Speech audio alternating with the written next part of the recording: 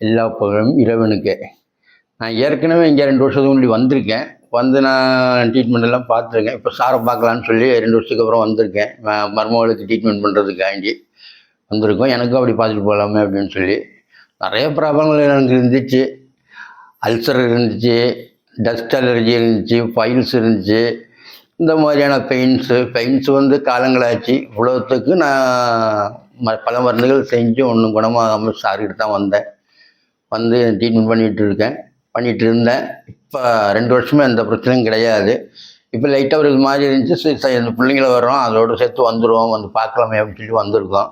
சாரையும் பார்த்தாச்சு. வந்து பார்க்கும்போதே ஒரு தனிமையான ஒரு இது வருது. ஒன்றும் பிரச்சனை கிடையாது.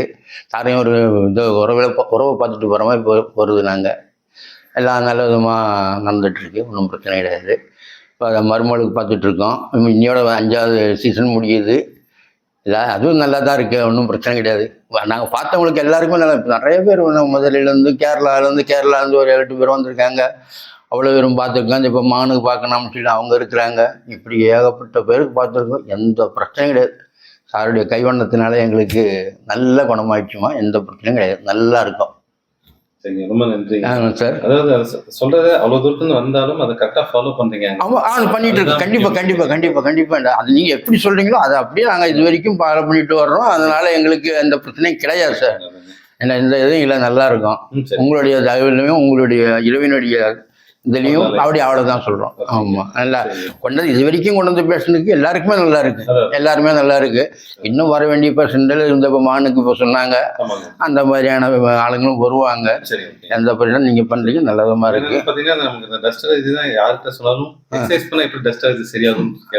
இல்ல சார், அது அந்த டஸ்ட் அலர்ஜி எனக்கு பிரச்சனை இல்லை.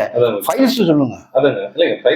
ஆனா முதல்ல நீங்க சொல்லும் போது போயிடும் போது அந்த ஃபைல்ஸ் குணமாகுங்கிறது எனக்கு அந்த அளவுக்கு தெரியாது. ஆனா கொஞ்ச நாள் போனேன், ஒரு 2 ட்ரிப்பு 3 ட்ரிப் போனேன்னா அந்த ஃபைல்ஸ் ஆட்டோமேட்டிக்கா குறைஞ்சி உட்கார முடிஞ்சிச்சு. அப்ப பரவாயில்லையே இதுவும் குணமாகுது அப்படிங்கிற மாதிரி எனக்கு கொஞ்சம் ரொம்ப சந்தோஷமா இருந்துச்சு. ஏன்னா ஃபைல்ஸுக்கு நான் அவ்வளவு படாத பாடு இல்லை. இப்ப நார்மலா இருக்கேன். எந்த பிரச்சனையும் 2 வருஷமா எந்த பிரச்சனையும் இல்லை. இந்த ட்ரீட்மெண்ட்ல வந்து வலியை வந்து நம்ம ஃப்ரெண்டா பாக்குறோமே தவிர எனிமியா பாக்குறது இல்லை.